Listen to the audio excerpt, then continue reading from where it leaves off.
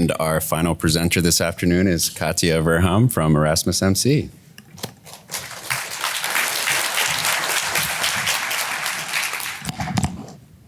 Good afternoon, everyone. It's my pleasure, on behalf of all of the co-authors, to present you the results on a Darwin study. Darwin already introduced by Peter. And the title of the study is a multinational network, cohort and self-controlled case series, study of the effect of doxycycline on the risk of suicidality, depression and anxiety in individuals with acne. This is my disclosure. Some background. Doxycycline is a tetracyclic antibiotic. It's used to treat infections, but it's also used to treat skin conditions like acne and rosacea. And there have been some reports on an increased risk of suicide in individuals being treated with doxycycline. The exact mechanism is not perfectly known, but one of the potential mechanisms is shown in the graph. So the idea is that the gut microbiome is important and related to mood regulation. And of course, if you give antibiotics, these might impact the gut microbiome and through that mechanism increase the risk of depression and society anxiety. Because of these signals which were reported, EMA commissioned a study to be conducted within the DARWIN EU network, and this study had as objective to estimate the risk of suicide-related events, anxiety and depression during doxycycline use for the treatment of acne. If you look into the method, so we used two study designs. So we used a new user active comparator cohort study and a self-controlled case series study to assess the association between doxycycline and the outcomes using different comparator drugs. We used 3 primary care databases. So we used the IPSI database from the Netherlands, CPOD Gold from UK, and CDAP from Spain. And these databases were chosen because we knew that these databases would be able to provide the results in time, because we only had up to 5 months to provide the results to the EMA. We used Odyssey packages, so cohort method and self-controlled case series. Where to go to the cohort study, we created cohorts matching on propensity scores and having erythromycin and isotretinoin as comparator drugs. And we did sub-analysis looking into individuals with a history of depression. And we also did an analysis with calibration by negative control outcomes.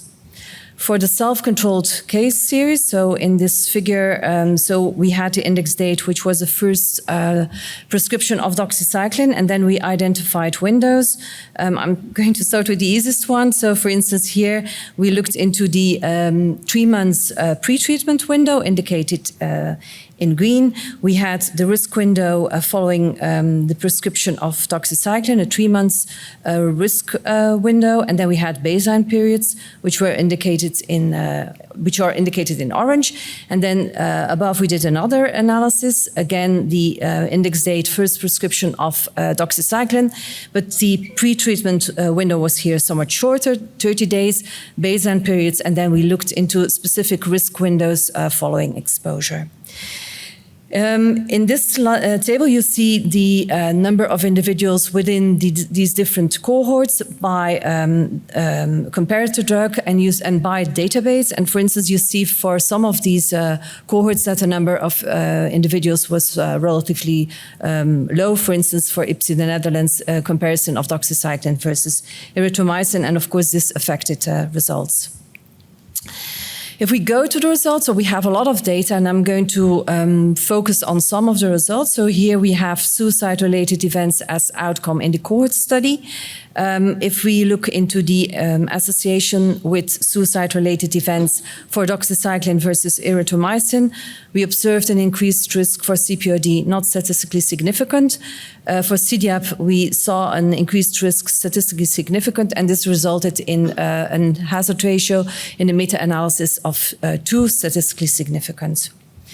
If we look for depression as outcome, again in the cohort study, a small increased risk for CDAP, not statistically significant, resulting in a hazard ratio in a meta-analysis of 1.2, borderline statistically significant.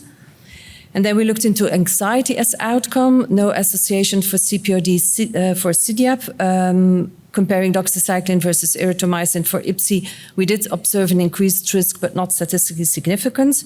If we looked into the comparison with isotretinoin, for IPSY, we did observe an increased risk, statistically significant, both for the non-calibrated and the calibrated analysis. As I said, we also did a self-controlled case series, and at the right you see the results of the self-controlled case series, calibrated, uncalibrated in the different risk windows, the different databases, so CPOD, IPSY and CDAP, and we did not observe an increased risk for the outcome in this analysis.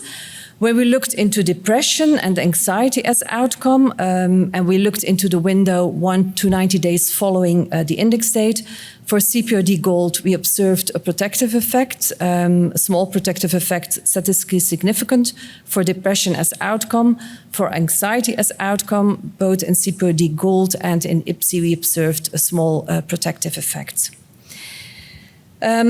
If we want to discuss the results, so for the cohort study results, we observed a twofold increased risk of suicide-related events with doxycycline compared to erythromycin for CPOD Gold and CDAP. We did observe a small increased risk for depression with doxycycline compared to erythromycin, but that was not statistically significant.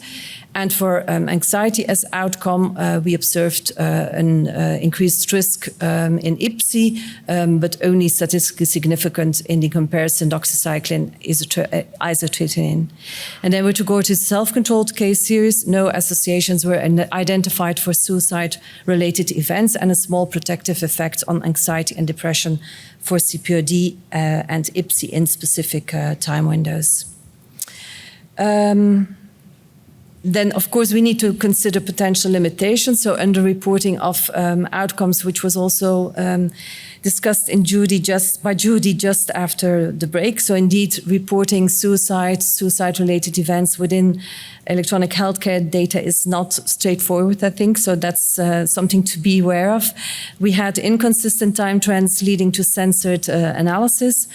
In our self-controlled case series, we looked into specific risk windows, but we did not take the prescription duration into account. And then, of course, there's a potential of residual confounding. And one of the potential confoundings we're concerned about is the confounding by acne severity.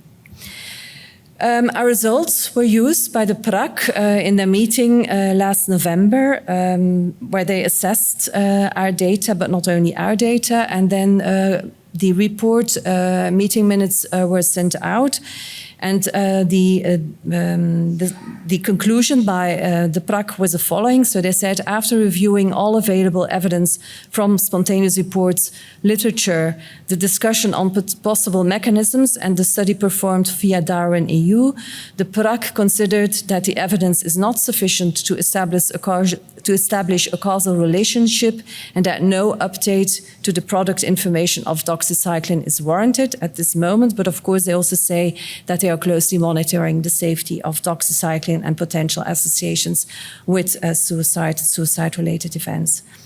And with this, I want to thank Peter Rijnbeek, Dani Prieto Alhambra, but then of course the whole DARWIN EU Coordination Center. Thank you.